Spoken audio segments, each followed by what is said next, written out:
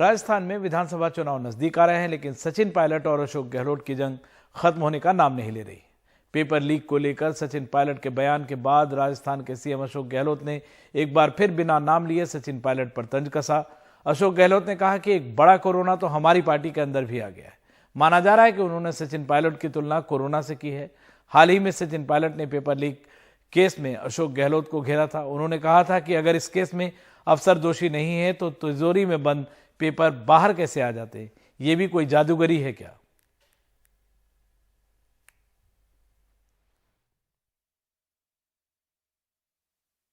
नहीं बोला जाएगा।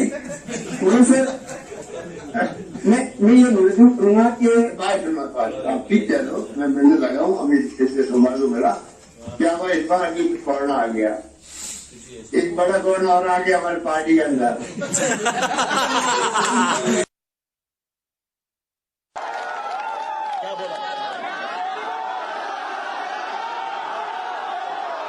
जो पहले वाला वो बताना।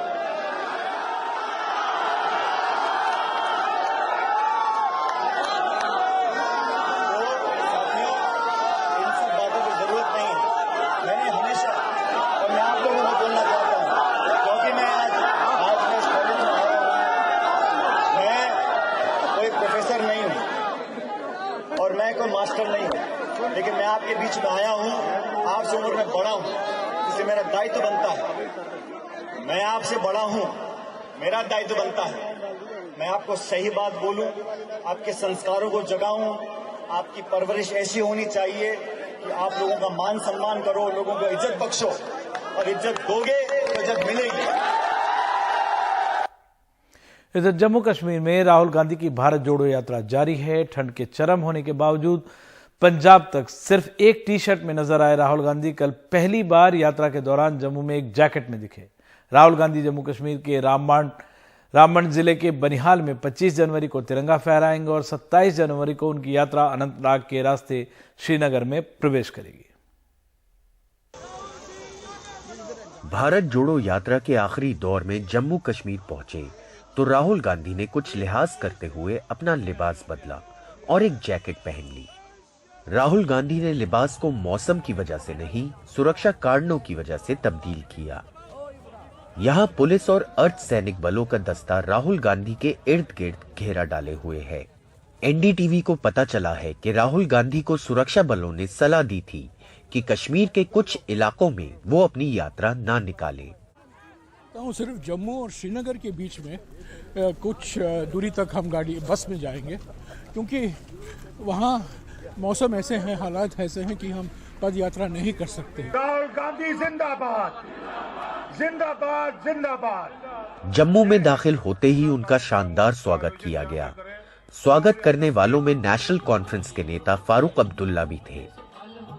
राहुल गांधी ने कश्मीर से आए अपने पूर्वजों का जिक्र भी किया और पूर्व राज्य के लोगों के दुख दर्द की बात भी की। मैं जानता हूं कि जम्मू कश्मीर के लोगों ने कितना दुख सहा है। मैं समझता हूं सबने दुख सहा है, सबने दुख देखा है, और मैं सर झुकाकर आपकी जमीन में आया हूं। और मैं आपको बताना चाहता हूं कि चाहे आप किसी भी धर्म के हो, गरीब हो, अमीर हो, बच्चे हो, बुजुर्ग हो, आप इस देश के हो। और मैं अपनी आंखों से, इससे पहले कि मैं जाऊं, राहुल, मैं देखना चाहता हूं उस गांधी के हिंदुस्तान को जिसमें हम इज्जत से रह सके, इज्जत से चल सके, इज्जत से हमारी माएं, बहनें, भाई चल सके, और हम उस भारत को बनाएं जो सबका भारत हो, मजबूत भारत हो। उद्धव ठाकरे की शिवसेना के नेता संजय राउत भी यात्रा में शामिल हुए। इसे मुंबई स्थानीय निकायों के चुनाव से पहले विपक्षी एकता के तौर पर देखा जा रहा है। ये चुनाव उद्धव ठाकरे के दल के लिए बहुत अहम है। कड़े सुरक्षा में भारत जोड़ो यात्रा का आखिरी पड़ाव आज जम्मू कश्मीर में शुरू हुआ। यात्रा अगले 10 दिन तक जारी रहेगी और श्रीनगर में 30 तारीख को ये मुकम्मल हो जाएगी। यूं ही यात्रा आज कुटवा से शुरू हुई। कांग्रेस ने ये कहा कि केंद्र सरकार की तरफ से लिए गए 5 अगस्त 2019 का फैसला जम्मू कश्मीर के लोगों के लिए एक तौहीन थी। उस दिन जम्मू कश्मीर के खुसूसी दर्जे को ख़त्म करने के साथ साथ जम्मू कश्मीर रियासत को भी एक केंद्र प्रशासित राज्य में बदल दिया गया था। जम्मू से नज़ीर मसूद, NDTV इंडिया के। मध्य प्रदेश में गुना जिले के राघोगढ़ नगरपालिका चुनाव में प्रचार के दौरान पंचायत मंत्री महेंद्र सिंह सिसोदिया ने खुले मन से कांग्रेस नेताओं और कार्यकर्ताओं को बीजेपी में आने को कहा। बुलडोजर तक का जिक्र किया, जिसके जवाब में कांग्रेस ने कहा है कि बीजेपी को 8 महीने बाद की फिक्र करनी चाहिए।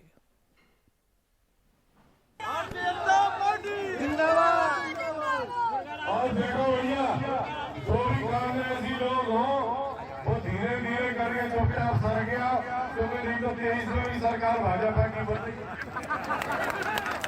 फिर देख रही हो भावा का बुलडोजर खड़ा हुआ तैयार। मध्य प्रदेश के रुठियाई में एक सभा को संबोधित करने के दौरान पंचायत मंत्री महेंद्र सिंह सिसोदिया के इस बयान पर राज्य में पंचायत बैठ गई है। जो भी कांग्रेसी लोग हो वो धीरे धीरे करके चुपचाप सर गया, क्योंकि नहीं तो 23 में सरकार भाजपा की बनी। फिर देख रही हो भावा का बुलडोजर खड़ा हुआ तैयार। कांग्रेस कह रही है 8 महीने इंतजार करो, वहीं बीजेपी का कहना है बुलडोजर अपराधियों पर चलता है तो कांग्रेस क्यों डर रही है। कहीं भी डराने धमकाने वाली बात नहीं।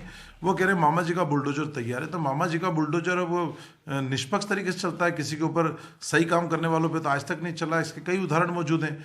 जो माफियागिरी करेगा, जो भ्रष्टाचार करेगा, जो दुष्कर्म करेगा, उसके ऊपर चलता है। तो कांग्रेस को यदि ये सब काम करना है तो उनको डरने की जरूरत है। यदि उनका दामन साफ है तो उनको फिर डर नहीं लगना चाहिए। मंत्री जी हैं भाजपा के महेंद्र सिंह जी, उन्होंने बयान दिया है कि अगर भाजपा में शामिल नहीं होगे तो बुलडोजर तैयार है 24 के लिए। वो याद रखें 8 महीने बाद क्या होगा, ये बुलडोजर का मुंह किस तरफ होगा। और बाकी का भी बता दें। गुना जिले की बामोरी विधानसभा सीट से विधायक सिसोदिया केंद्रीय मंत्री ज्योतिरादित्य सिंधिया के खेमे से हैं। 2018 में वो कांग्रेस की टिकट पर चुनाव जीते और कमलनाथ सरकार में श्रम मंत्री बनाए गए थे। 2020 में सिंधिया के साथ उन्होंने भी कांग्रेस छोड़ दी और बीजेपी में चले आए। इसके बाद शिवराज सिंह चौहान की कैबिनेट में उन्हें पंचायत मंत्री बनाया गया। कमलनाथ सरकार गिरने से ठीक पहले सिसोदिया ने बयान दिया था और उसके बाद सारे विधायक गायब हो गए थे। सिसोदिया अपने बयानों से अक्सर सुर्खियों में रहते हैं। राघोगढ़ दिग्विजय सिंह का गढ़ है, फिलहाल वहां से उनके बेटे विधायक हैं। ऐसे में उनके इस बयान से पार्टी तो खुश हो सकती है, लेकिन कई बार ऐसे बयान भविष्य में नेता पर भारी पड़ते हैं। भोपाल से कैमरा पर्सन रिजवान खान के साथ अनुराग द्वारी, NDTV इंडिया।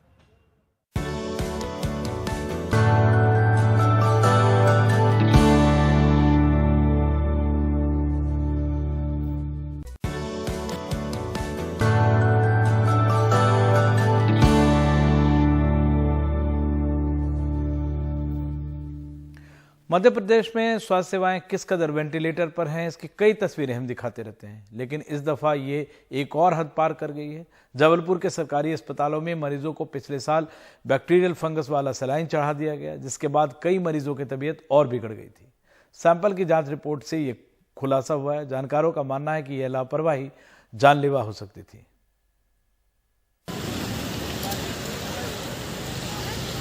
जुलाई 2022 जबलपुर के विक्टोरिया जिला अस्पताल में अस्पताल के DBD और मेडिसिन वार्ड में भर्ती मरीजों को IV फ्लूइड लगाया गया, जिसके बाद फौरन उन्हें कपकपी होने लगी, बुखार आया और तबीयत और ज्यादा बिगड़ गई।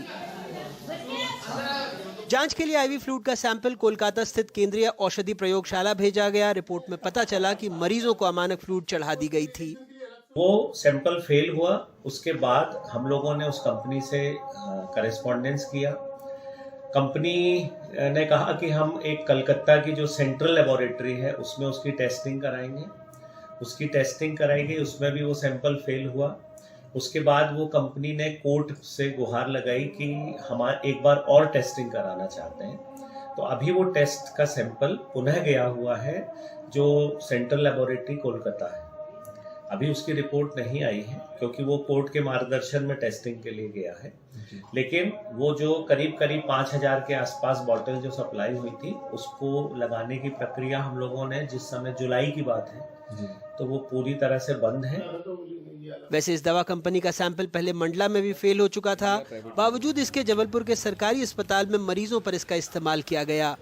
मध्य प्रदेश के सरकारी अस्पतालों से संवेदनहीनता और लापरवाही की तस्वीरें सामने आती रही हैं। कोरोना से पहले और उसके बाद भी ऐसे मामले बानगी हैं।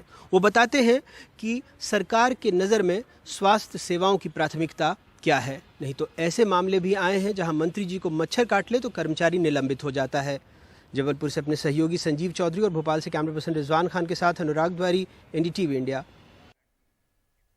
मुंबई में लगातार छठे दिन हवा गुणवत्ता बेहद खराब स्तर पर है। बीते 8 सालों में ऐसा पहली बार हुआ है। हवाओं के प्रदूषण के मामले में मुंबई की हालत दिल्ली से भी खराब है। नवी मुंबई में तो AQI 362 दर्ज किया गया है। खुली हवा में खेलते बच्चे सांस की तकलीफ और दूसरी परेशानियों के शिकार हो रहे हैं।